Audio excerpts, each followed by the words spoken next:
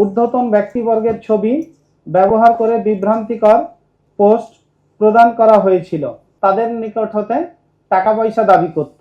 Bangladesh medical বিশ্ববিদ্যালয় হাসপাতালের cancer ভবনের সামনে পাকা রাস্তার উপর গোপন সংবাদের ভিত্তিতে অভিযান পরিচালনা করে মোহাম্মদ রিপন নামে একজনকে গ্রেপ্তার করা হয়।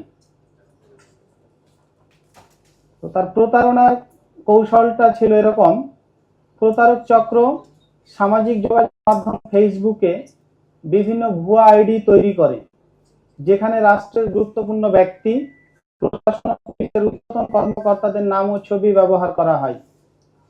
এসব আইডির মাধ্যমে সাধারণ জনগণের নিকট বিভ্রান্তিকর পোস্ট প্রদান করা হয়।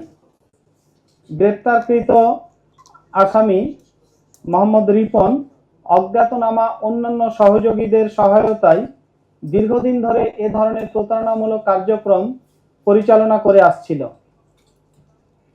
তার নিকট হতে জব্দকৃত স্মার্টফোন বিশ্লেষণে ডাক্তার আয়েশা খাতুন নামীয় একটি ভুয়া ফেসবুক আইডি লগইন অবস্থায় পাওয়া যায়, যার মাধ্যমে রাষ্ট্রের গুরুত্বপূর্ণ ব্যক্তি, প্রশাসন ও পুলিশের ঊর্ধ্বতন ব্যক্তিবর্গের ছবি ব্যবহার করে বিভ্রান্তিকর পোস্ট প্রদান করা হয়েছিল এবং এই আইডি থেকে সে নিয়মিতভাবে বিভিন্ন লোকজনের সাথে ব্যক্তিগত যোগাযোগ তৈরি করে এবং এই যোগাযোগের মাধ্যমে তাদের নিকট হতে টাকা পয়সা দাবি করত।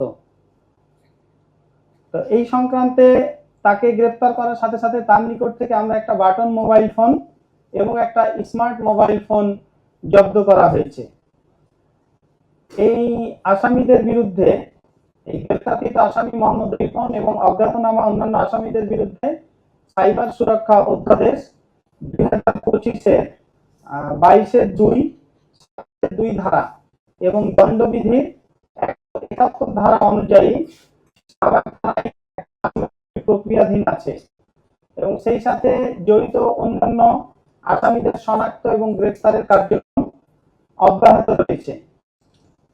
তো এই চলমান ঘটনায় জনসাধারণের জন্য মেট্রোপলিটন পুলিশের পক্ষ থেকে কিছু পরামর্শ রয়েছে।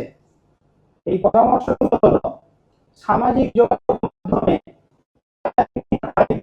বা প্রোফাইলের সাথে যোগাযোগ করা থেকে বিরত থাকতে হবে। রাষ্ট্রের গুরুত্বপূর্ণ ব্যক্তিদের নামে কোনো আর্থিক লেনদেনের অনুরোধ পেলে তা যথাযথভাবে যাচাই করতে হবে।